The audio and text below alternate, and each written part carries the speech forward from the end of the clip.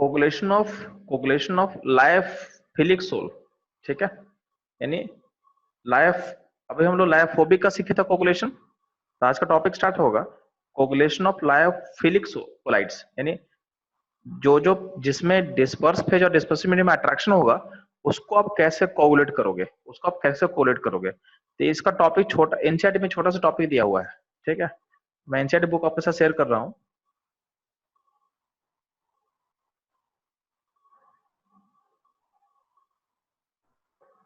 तो यहाँ देखना आपके एनसीईआरटी में लिखा हुआ है, ठीक है, कोगुलेशन ऑफ लायोफिलिक सोल, ठीक है, उसमें आप स्टेटमेंट क्या लिखा हुआ है, there are two factors which are responsible for the stability of lyophilic sols, ठीक है। तो लायोफिलिक कोलाइड्स की स्टेबिलिटी के लिए दो फैक्टर रिस्पॉन्सिबल है, ठीक है। तो पहला फैक्टर क्या है, तो पहला फैक्टर बोला गया है, पहला फैक्टर है चार्ज, ठीक है, जो कोलाइड पे चार्ज होता है वो लाइक चार्ज होगा, तो लाइक चार्ज को स्टेबल करेगा, ठीक है। और सेकंड बोला गया है क्योंकि लायोफिलिक्स कोलाइड्स होता है उसमें डिस्पर्स फेज और डिस्पर्सिव मीडियम में अट्रैक्शन होता है, तो अट्रैक्शन को हम बोल सकते हैं सॉल्वेशन होता है, ठीक है, अट्रैक्शन मतलब सॉल्वेशन हो रहा है, तो जो सॉल्वेशन हो रहा है वही पार्टिकल को क्या रखा है, स्टेबल रखा है, ठीक है। यानी जो कोलाइडल पार्टिकल पे चार्ज है और जो सॉल्वेशन हो रहा है विद डिस्पर्सन डिस्पर्सन मीडियम, ये दोनों फैक्टर लायोफिलिक कोलाइड को स्टेबल रखता है, ठीक है।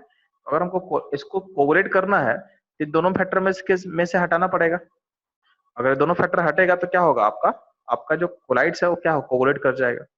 तो यहाँ पे बोला गया है कि इसका या तो इसको आप बाहर से इलेक्ट्रोलाइट डालो, बाहर से जो आप इलेक्ट्रोलाइट का ऐड करोगे तो न्यूट्रलाइजेशन होगा तो कोगुलेशन हो जाएगा। और सेकंड तरीका और क्या है, बाहर से ऐड करोगे सॉल्वेंट, ठीक है, बाहर से जैसे मान लो कि आप अल्कोहल ऐड कर रहे हो या एसीटोन ऐड कर रहे हो, ठीक है। तो अगर अल्कोहल एसीटोन ऐड करोगे हाइड्रोफिलिक कोलाइड्स में, मतलब जिसमें वाटर सॉल्वेंट था, तो वाटर के सॉल्वेंट में आप डाल डाल क्या रहे हो, अल्कोहल को डाल रहे हो और एसीटोन को डाल रहे हो, तो ऐसा करने से क्या होगा क्या कि आपका डिस्पर्स फेज के पास जो सॉल्वेंट का पार्टिकल था यानी वाटर का पार्टिकल था, उस वाटर के पार्टिकल को रिप्लेस करेगा अल्कोहल का पार्टिकल या फिर एसीटोन का पार्टिकल। तो इसको हम बोलते हैं कि यहाँ पे डिहाइड्रेशन होना स्टार्ट हो रहा है, ठीक है, आपके डिस्पर्स फेज का डिहाइड्रेशन होना स्टार्ट होगा, ठीक है, यानी आपका डिस्पर्स फेज के सराउंडिंग में अल्कोहल एंड एसीटोन आना स्टार्ट होगा। अब अल्कोहल एंड एसीटोन को क्या करेगा, डिस्पर्स फेज रिपेल करेगा, रिपेल करेगा तो क्या होगा, रिपेल करेगा तो आपस में जो डिस्पर्स फेज आपस में अटैच होना स्टार्ट होगा, अटैच होने का मतलब क्या होगा, कोगुलेशन होना स्टार्ट होगा। यानी तो अगर उसको हल्का सा भी तुम बाहर से कुछ इलेक्ट्रोलाइट डाल दो, बाहर से इलेक्ट्रोलाइट हल्का भी डाल दोगे तो उसके इसमें क्या होगा, उसका चार्ज न्यूट्रलाइज होते हैं क्या होगा, एक कोगुलेट कर जाएगा, एक कोगुलेट कर जाएगा। तो ये तरीका है आपके कोगुलेशन ऑफ लायोफिलिक कोलाइड्स यानी लायोफिलिक सोल, ठीक है। तो ये रहेगा आपका कोगुलेशन ऑफ लायोफिलिक सोल के बारे में, ठीक है। नेक्स्ट नेक्स्ट टॉपिक रहेगा आपका कोलाइड का प्रोटेक्शन, आपके कोलाइड का प्रोटेक्शन, ठीक है। तो प्रोटेक्शन ऑफ कोलाइड्स तो ध्यान देना कि हमको किस कोलाइड को प्रोटेक्ट करने का जरूरत है। तो आपके पास दो टाइप का कोलाइड था, एक था लायोफोबिक, एक था लायोफिलिक, ठीक है। तो lyophobic colloid disperse unstable colloid होता है और लायोफिलिक कोलाइड स्टेबल होता है, ठीक है। तो हमको प्रोटेक्ट करना होगा लायोफोबिक को, हमको प्रोटेक्ट करना होगा लायोफोबिक को, क्योंकि लायोफोबिक कोलाइड क्या होता है, लायोफोबिक कोलाइड डिस्पर्सिव मीडियम को रिपेल करता है, तो आपस में अटैच होकर कोगुलेट होने का टेंडेंसी उसका काफी ज्यादा होता है, ठीक है। तो हमको प्रोटेक्ट करना है लायोफोबिक कोलाइड को, ठीक है। तो लायोफोबिक कोलाइड को अगर आपको बचाना है तो आप क्या करोगे, उसमें कुछ लायोफिलिक कोलाइड आप ऐड करते हो, क्या करते हो, कुछ लायोफिलिक कोलाइड को आप ऐड करते हो, ठीक है। तो लायोफोबिक कोलाइड इज अनस्टेबल, तो क्या होगा, लायोफोबिक कोलाइड में हम लायोफिलिक कोलाइड को ऐड करते हैं प्रोटेक्शन के लिए। तो कैसे वर्क करता है समझा पे, आपको बता चुके थे हम कि लायोफोबिक और लायोफिलिक में लायोफोबिक का साइज लार्ज होता है, लायोफोबिक कोलाइड का पार्टिकल का साइज लार्ज होगा। तो होता है कि यहाँ पे देखोगे तो ये बड़ा पार्टिकल किसका है, तो बड़ा पार्टिकल लायोफोबिक का है। तो जब लायोफिलिक कोलाइड उसमें आप ऐड करोगे तो लायोफिलिक कोलाइड इस बड़े पार्टिकल के सराउंडिंग में अटैच हो जाएगा। याद रखना उस बड़े पार्टिकल के सराउंडिंग में छोटा छोटा लायोफिलिक कोलाइड का पार्टिकल अटैच हो चुका है, ठीक है। जब पार्टिकल जब अटैच हो जाएगा, छोटा पार्टिकल जब अटैच हो जाएगा तो होगा क्या कि अब जो एक्सपोजर है यानी जो आउटर सरफेस पे लायोफिलिक कोलाइड है, तो लायोफिलिक कोलाइड क्या करेगा, डिस्पर्सिव मीडियम के साथ अट्रैक्शन करेगा। तो जो रिपल्सन का फैक्टर है जो रिपल्सन का फैक्टर है वो क्या हो गया, अब खत्म हो चुका है। ठीक है, तो पॉइंट है कि जब लायोफोबिक कोलाइड में आप जब डालते हो लायोफिलिक कोलाइड को, तो लायोफिलिक कोलाइड आउटर बाउंड्री पे एक अपना एक लेयर क्रिएट कर लेगा। ठीक है, जब आउटर बाउंड्री लायोफोबिक कोलाइड के आउटर बाउंड्री पे लायोफिलिक कोलाइड का अगर एक लेयर क्रिएट हो जाएगा, तो जो लेयर है, ये layer solve and dispersion medium को क्या करेगा, अट्रैक्ट करेगा। यानी जो रिपल्सन का फैक्टर है, जो रिपल्सन का फैक्टर है क्या हो गया, और रिपल्सन फैक्टर खत्म हो चुका है। यानी अब जो आपका लायोफोबिक कोलाइड है वो डिस्पर्शन मीडियम को अट्रैक्ट करेगा, यानी आपस में जोड़ना नहीं चाहेगा। इसका जो कोगुलेशन का जो टेंडेंसी है वो खत्म हो जाएगा। ठीक है, तो ये जो प्रोटेक्शन का जो मैकेनिज्म है उसका एक पावर होता है। ठीक है, तो जो लायोफिलिक कोलाइड का पार्टिकल का जो प्रोटेक्टिंग पावर होगा उसको ऐसे बताया गया है। तो यहाँ पे देखोगे उसको उसको एक रिप्रेजेंट करते हैं हम लोग गोल्ड नंबर में, यानी protecting power of lyophilic colloid को रिप्रेजेंट किया था गोल्ड नंबर में। ठीक है, तो जिस जिस तो जो जितना स्ट्रांगली प्रोटेक्ट करेगा, जिसका प्रोटेक्टिव पावर हाई होगा, जिस भी लायोफिलिक कोलाइड का प्रोटेक्टिव पावर हाई होता है उसका गोल्ड नंबर लो होगा। तो आपको याद रखना है कि protecting power in gold number में इनवर्सली प्रोपोर्शनल का रिलेशन होता है। ठीक है, protecting power of lyophilic colloid is inversely proportional to gold number. तो ये आपको बहुत इंपॉर्टेंट कॉन्सेप्ट है, एनसीईआरटी में नहीं दिया हुआ है लेकिन इससे क्वेश्चन आता है, इससे क्वेश्चन आता है आपके जेईई मेन में या फिर नीट में आएगा। इसको आपको याद रखना है कि अगर आपको दो तीन कोलाइड्स का गोल्ड नंबर दे देगा, तो जिसका गोल्ड नंबर कम होगा उसका प्रोटेक्टिंग पावर क्या होगा, हाई होगा। ठीक है, आपको याद रखना है। अब ध्यान देना, गोल्ड नंबर का डेफिनेशन क्या हो भी जान लो आप लोग। तो ध्यान देना, गोल्ड नंबर डिफाइन कैसे किया गया है, तो गोल्ड नंबर डिफाइन किया गया है the number of milligram of hydrophilic colloid या लायोफिलिक कोलाइड। तो number of milligram of hydrophilic या lyophilic colloids required to be added to 10 ml। ठीक है, required to be added in 10 ml standard gold sol to just prevent its coagulation on addition of 1 ml of 10% NaCl solution। ठीक है, तो आपका जो gold soul है, ठीक है, गोल्ड सोल का 10 ml स्टैंडर्ड गोल्ड सोल का, ठीक है, हमको कितना ऐड करना पड़ेगा milligram of hydrophilic lyophilic colloid कि इसका कोगुलेशन प्रिवेंट हो जाए on addition of 1 ml of 10% NaCl solution. ठीक है, ये आपका डेफिनेशन है। यानी जिसका मिलीग्राम कम यूज होगा, तो सिंपली क्या है, गोल्ड नंबर का मतलब मिलीग्राम ऑफ लायोफिलिक या हाइड्रोफिलिक कोलाइड्स। तो जिसका मिलीग्राम कम यूज होगा उसका गोल्ड नंबर कम होगा। यानी जो जिसका मिलीग्राम कम यूज होगा उसका कम अमाउंट में ही प्रोटेक्शन अचीव हो जा रहा है, यानी उसका पावर हाई होगा। जिस भी कोलाइड का पावर हाई होगा उसका अमाउंट कम में ही आपका कम हो जाएगा।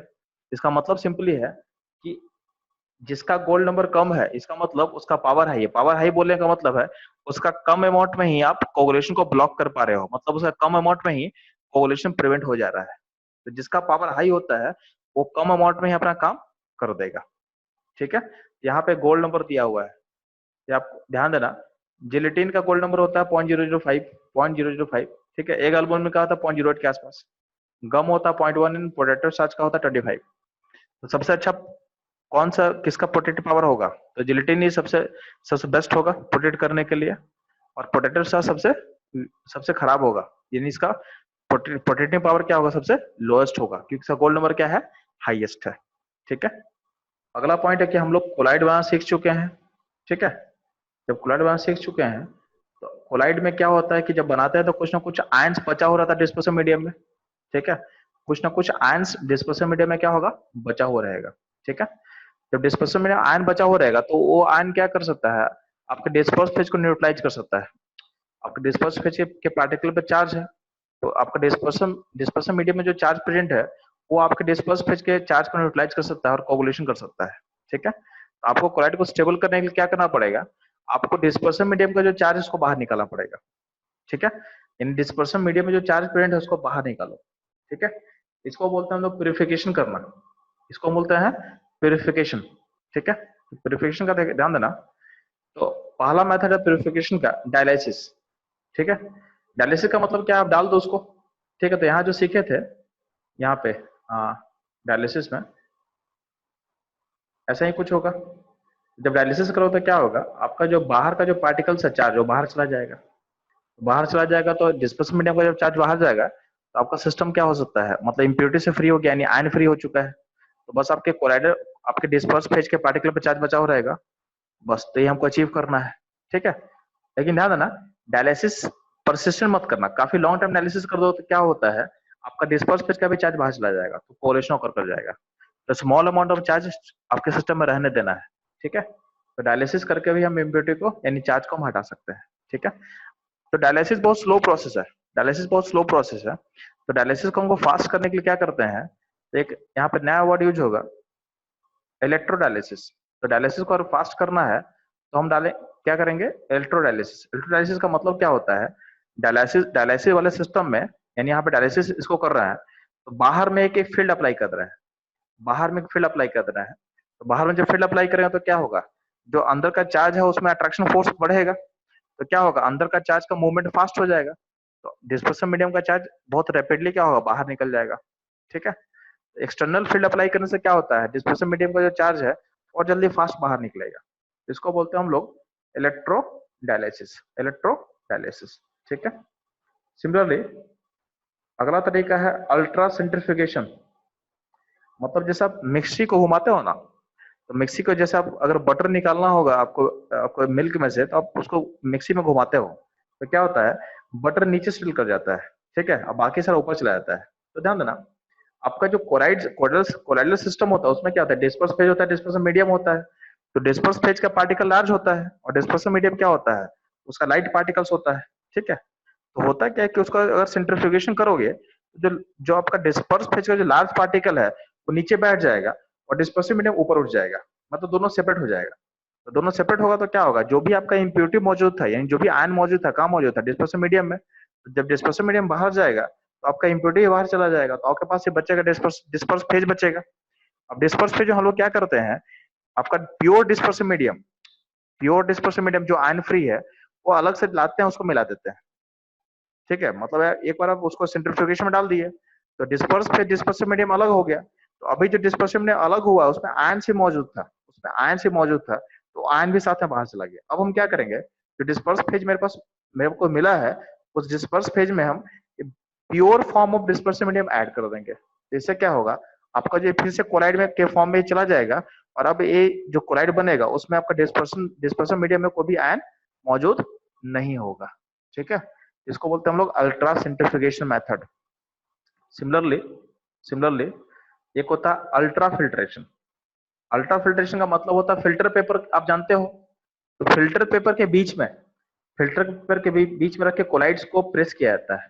ठीक है, और यहाँ जो फिल्टर पेपर में यूज करते हैं वो स्पेशल टाइप का होता है। स्पेशल का मतलब क्या होता है, इसका फिल्टर पेपर का जो पोर्स होता है उसका पोर्स छोटा हो सकता है, बड़ा हो सकता है। तो आपका जो लार्ज पोर है, लार्ज पोर को ब्लॉक करने के लिए, ठीक है, तो आपका फिल्टर पेपर का जो पोर्स है उसमें लार्ज पोर को ब्लॉक किया जाता है। लार्ज पोर को ब्लॉक कैसे करते हैं, तो उसमें एक बोला गया है कोलिडियन सॉल्यूशन। क्या बोला गया है, कोलिडियन सॉल्यूशन यूज किया जाता है। ये होता क्या है, ये होता है आपका 4% नाइट्रोसेलुलोज। ठीक है, इन अल्कोहल ईथर। इन इस सॉल्यूशन का यूज करके हम लोग क्या करते हैं, आपके पास छोटा सा पोर्स है और लार्ज पोर्स है, तो लार्ज पोर को हम ब्लॉक कर लेते हैं। ठीक है, लार्ज पोर को ब्लॉक करने का लॉजिक क्या रहता है, जब अब जब कोलाइड्स को डाल के जब प्रेस करोगे तो आपका जो कोलाइडल सॉल्यूशन का जो डिस्पर्स पेज है लार्ज होता है और आयन क्या होगा, और जो डिस्पर्सिव मीडियम में जो आयन मौजूद होगा छोटा होगा, तो छोटा छोटा आयन बाहर निकल जाएगा। बट आपका जो लार्ज पोर चूंकि आप ब्लॉक कर चुके हो तो डिस्पर्स फेज का पार्टिकल बाहर नहीं जा पाएगा। आपके पास प्योर फॉर्म और डिस्पर्स फेज का पार्टिकल मिल गया आपको। ठीक है, अब इस डिस्पर्स फेज के पार्टिकल में, ये डिस्पर्स फेज के पार्टिकल्स में क्या होगा, आप फिर से डिस्पर्सिव मीडियम ऐड कर दो, तो फिर से जो कोलाइड बनेगा वो उसका वो आयन से फ्री रहेगा। मतलब उसमें सिर्फ डिस्पर्सिव में चार्ज होगा, डिस्पर्सिव मीडियम में चार्ज नहीं होगा। इस तरीके से आप इसको प्यूरिफाई कर सकते हो। ठीक है, यहाँ तक कोई डाउट है तो पूछ लीजिए हमसे।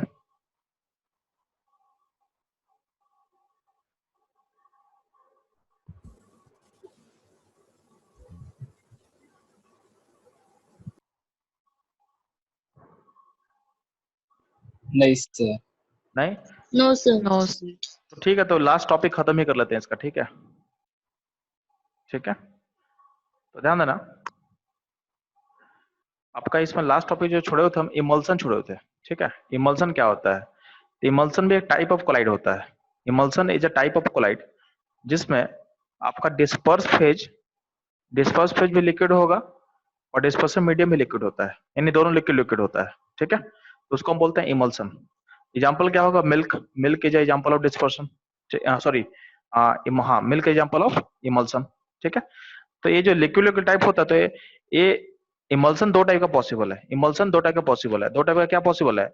एक होता है ऑल इन वाटर, एक होता है ऑल इन वाटर, जिसमें डिस्पर्स फेज ऑयल होगा और डिस्पर्सन मीडियम वाटर होगा। और दूसरा क्या होगा? वाटर इन ऑयल टाइप, यानी आपके इस केस में आपका डिस्पर्स फेज वाटर होगा और डिस्पर्स मीडियम क्या होगा? ऑयल टाइप का होगा, ठीक है?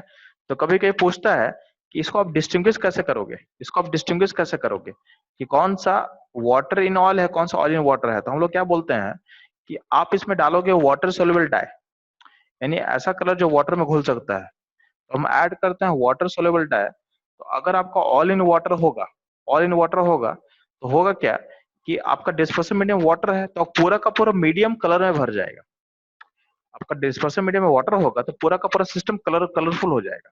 और कहीं कहीं अब जहां जहां ऑयल का पार्टिकल मौजूद होगा वहां पे कलर नहीं होगा, तो कुछ ड्रॉपलेट्स होगा जहां पे कलर नहीं पहुंचेगा, ठीक है? और अगर आपका system water in oil type होगा, आपका system water in oil type होगा, इसका मतलब आपका कुछ कुछ जगह पे ही कलर बनेगा, जहां जहां वाटर का पार्टिकल मौजूद होगा वहीं पे कलर फॉर्म करेगा, बाकी पूरा सिस्टम कलर लेस रहेगा, क्योंकि आपका डिस्पर्सन मीडियम क्या है? ऑयल है, तो उसमें कलर बनेगा नहीं। तो इसका मतलब क्या है? आपका कहीं कहीं पे कलर फॉर्म करेगा, बाकी जगह पे कलर फॉर्म नहीं करेगा, ठीक है? तो ये रहेगा आपका इमल्सन, ठीक है? तो ये रहेगा आपका चैप्टर पूरा, ठीक है? बाकी आप लोग क्या करना, आप एनसीईआरटी रीड कर सकते हो, इसको रीड कर लेना एक बार, ठीक है? एनसीईआरटी में कुछ एप्लीकेशंस दिया हुआ है, तो एप्लीकेशन दिया हुआ है, देखोगे यहाँ पे कोलाइड्स का एप्लीकेशन कहाँ कहाँ होता है, तो ये समझाया हुआ था। एप्लीकेशन थोड़ा रीड कर लेना आप लोग थोड़ा सा, ठीक है? तो इसको थोड़ा रीड कर लोगे, इंपॉर्टेंट है। और देखोगे, ठीक है? तो बाकी हम लोग खत्म कर चुके हैं। यहाँ तक कोई डाउट है तो पूछ लेंगे बच्चा हम लोग से।